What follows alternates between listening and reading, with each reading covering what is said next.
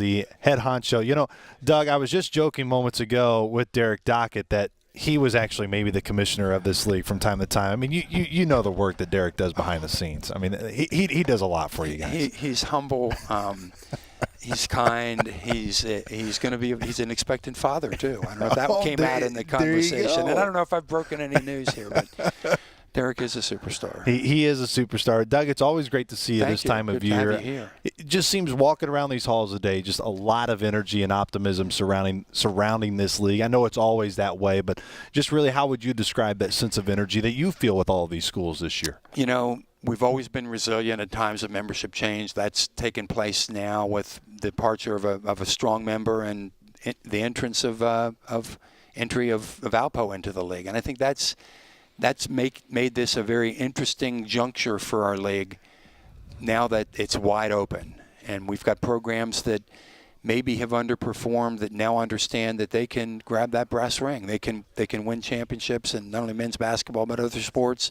Not that they couldn't in the past, but I do think that we're going to see a new era where who's up next is the question. And I think we're going to see, even Indiana State this year, a surprise team in the Missouri Valley in men's basketball. A big part of this, too, is, yes, you focus on the on-court, you focus on what you can do on the field, but there's so many more moving pieces behind the scenes as well from an administrative angle. I know you talked to Derek about it earlier this week, but what from Valparaiso's angle has really pleased you of what they've been able to do administratively away from the competition on the field? I know that's important, but there's other major pieces to it. Well, when we went over there for the visit, we visited 4 campuses. I know it was in social media, and we visited Valpo in 2013 when Creighton left, and we brought Loyola into the league. I think there was a quote from the president, Mark Heckler, on our visit when he spoke to our group, and he said, "We are laser focused on men's basketball." That was obvious, A. And B, to have their athletics director, Mark LaBarbera, say, "We don't want to just play to get into the NCAA tournament. We want to be in position to get into the NCAA tournament and win." And I think that kind of commitment and investment that they make in basketball is critical. And you look at what they've done. That's a program that has had sustained excellence over decades, really. In the last 6 years, they've been to 2 NCAA tournaments. They've won 5 Horizon League regular season championships in that 6-year period. And they went to 2 NITs, including the championship game one year in Madison Square Garden. So they're coming into the league not looking to be middle of the pack. They're looking to be a contender and win the championship. And I think that's what we need is our teams that have programs that have the kind of vision to build themselves into championship contenders. I know it's unique because the Missouri Valley Football Conference is different from the Missouri Valley Conference, but I know there's some leagues that battle of maybe where to invest in. Should we throw some money in the football? Should we really focus on men's basketball? I went to Ball State, so that's kind of been a big thing in the Mid-American Conference is investing in those primetime games. I know that in a way may make it easier for you guys, but why was it so important to make such a big emphasis on men's basketball? Well, I think that's kind of the engine that drives our league in a lot of ways. And you look at what is needed to be successful in men's basketball in a basketball-centric setting, as all of our schools are in. They need to invest in facilities. We've seen that in our league. You're seeing that with the home and center improvements that are coming. We can't wait to see what that looks like at the end of the process. You need to invest in coaches. Get good coaches, pay them, keep them there. That's happening around our league. We've got an average tenure of 9 years in our league. Everybody can put more money into that area, by the way, too. If Greg Lansing is listening and his staff. He's on his way back to Terre Haute, so he's probably listening to you there. And I say that with a smile, but there's some reality there. You need to pay coaches and keep them in place. You need to invest in scheduling, and that might mean buying more games, home games, and having more home games than you have road games because the percentage of winning increases radically when you're at home, as you know. And I think the other part of it is taking care of your student athletes and chartering when need be. You don't want to be driving 7-8 hours in midweek and bringing kids back at 4 o'clock in the morning and expecting them to go to class. So those investments need to happen. Really, it needs to be aligned across campus. You need development, you need admissions, you need alumni, marketing. Everybody needs to understand in our league, I think, that you need to have men's basketball be the top priority. That helps all of your other programs. How difficult is this process of, you mentioned, no, you saw Valpo during the last go around when you were looking for Loyola, but you mentioned, I mean, from travel schedules, what they could be, to trying to redo the fall schedules and working with all your other, I mean, how many components play into it, and how much sleep do you actually get through a process like that? More than some of our other staffers. And I can tell you, God bless Patty Viverito and Greg Walter and Carla Fight and others, Derek Dockett, others on our staff who reacted very quickly and very decisively in the President's Council that made decisions. Who do we visit on this longer list of names? How do we put together a representative team that has ADs, senior women, presidents? We had presidents at every one of the visits that we made this spring.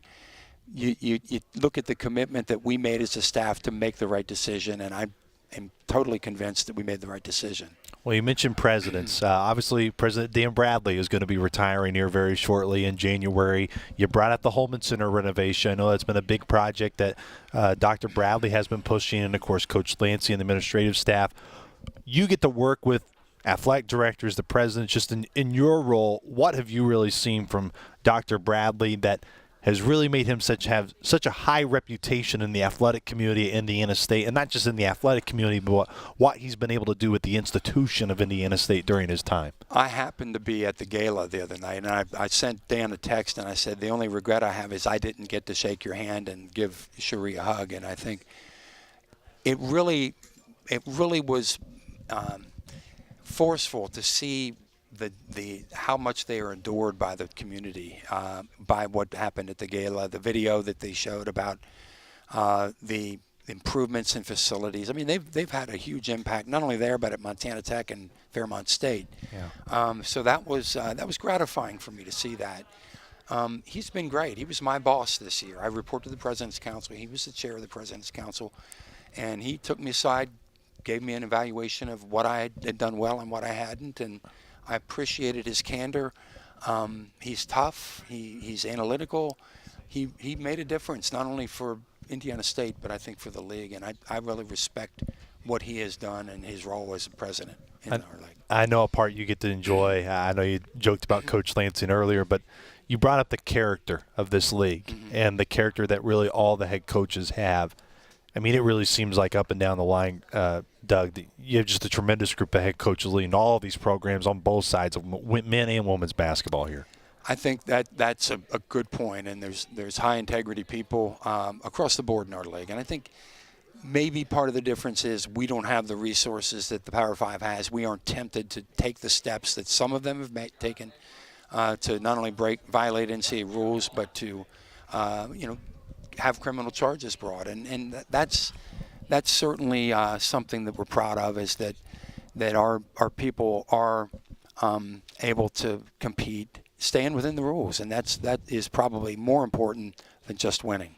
And when you think about that, where college athletics is going, and you mentioned all the money that has been pouring in over the years, why do you believe that the Valley can still stay relevant and still be able to compete at this level?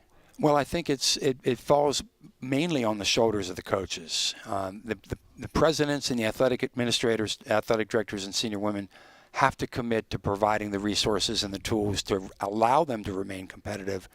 But year in, year out, decade after decade, I think what separates us from the rest of basketball-centric leagues that are below us in the food chain is the ability of our coaches to keep programs at high levels, to sustain excellence over a long period of time.